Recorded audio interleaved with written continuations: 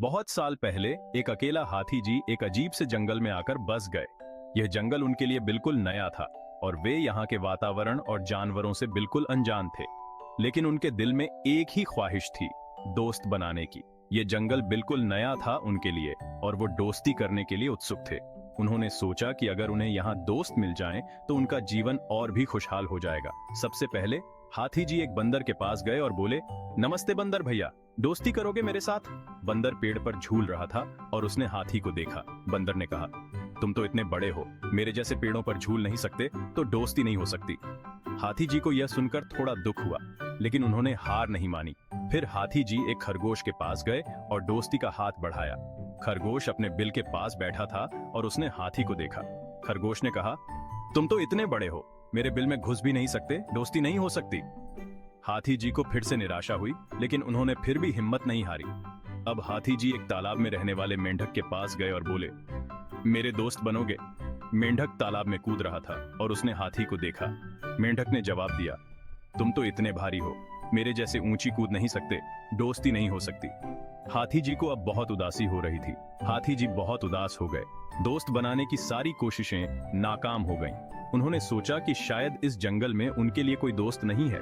एक दिन जंगल में सब जानवर इधर उधर भाग रहे थे। जंगल में बहुत हलचल मची हुई थी और हर कोई डर के मारे भाग रहा था।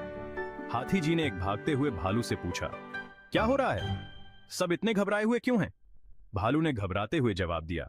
भालू ने कहा, जंगल का शेर शिकार पर है, सब उससे बचने के लिए भाग रहे हैं। शेर की दहाड़ सुनकर सब जानवर डर के मारे भाग रहे थे।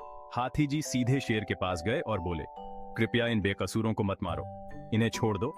शेर ने हाथी को घूरा और हंसते हुए कहा। शेर ने हाथी जी का मजाक उड़ाया और उन्हें रास्ते से हटने को कहा। शेर ने सोचा कि हाथी उससे डर जाएगा।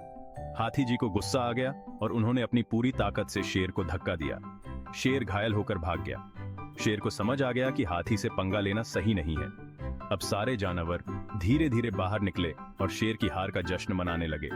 सब जानवर बहुत खुश थे और उन्होंने हाथी जी की बहादुरी की तारीफ की।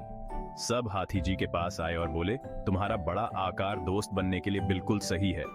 अब सब जानवर हाथी जी के दोस्त बन गए। इस कहानी से हमें सीख मिलती है कि किसी का आकार उनकी अहमियत नहीं बताता। असली दोस्ती दिल से होती है, न कि आकार से। धन्यवाद बच्चों। अगर कहानी अच्छी लगी हो तो लाइक और सब्सक्राइब करना न भूलो। इससे हमें और भी प्रेरणादायक कहानियां लाने का हौसला मिलता है। फिर मिलेंगे एक और मजेदार कहानी के साथ। तब तक खुश रहो और सीखते रहो।